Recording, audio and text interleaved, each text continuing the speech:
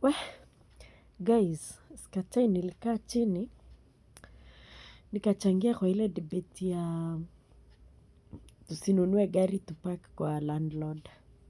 Nimechange mind guys, tununueni hizo gari. Actually hatutapark kwa landlord, tutapark kwa kanjo. Kulipia kanjo kuliko kuteseka. Hei, leo nimejionea maneno. Unajua nilikuwa naenda mahali nikangoja gari for 3 minutes. I mean 3 hours nikingoja matatu. Ile conversation tulikuwa nayo ya hatuwezi park gari kwa landlord. Ni expensive kumaintain gari. Angairi ujenge kwanza before gari. Guys, nunueni gari. Buy those cars. Tununueni tu because kanjo, kwani kanjo watakula kwa police anyways. Tutalipia kanjo na after tumelipia kanjo tu one day one time tutanunua kwetu, tutajenga kwetu because tutapark magari kwetu. Hata usijali kwenye utapark. Actually unaweza ipark kwa police ukuwe unaendea kwa police asubuhi. But let's buy those cars. By all means possible. By all chances possible.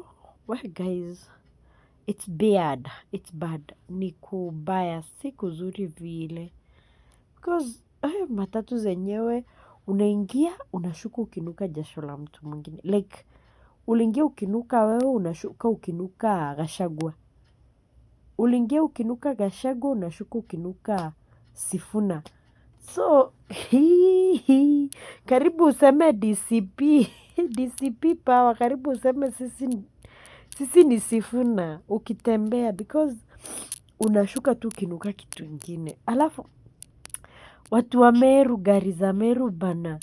Unajua tunabebangwa tukiwa nje. Yaani unapata sienta hapo kwa driver.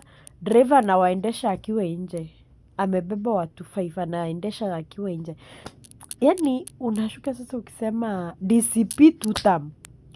Hujui ni nini unataka. So guys, nimechange mind. Mimi nilikuwa watu wa hiyo mjadala ya siwezi nunua gari ni park kwa landlord. Sahii mimi nanunua hata kama ni ile tuktuk. Tununueni gari. Tutapark kwa kanjo. Kanjo ni 50 bob. See you guys and buy cars.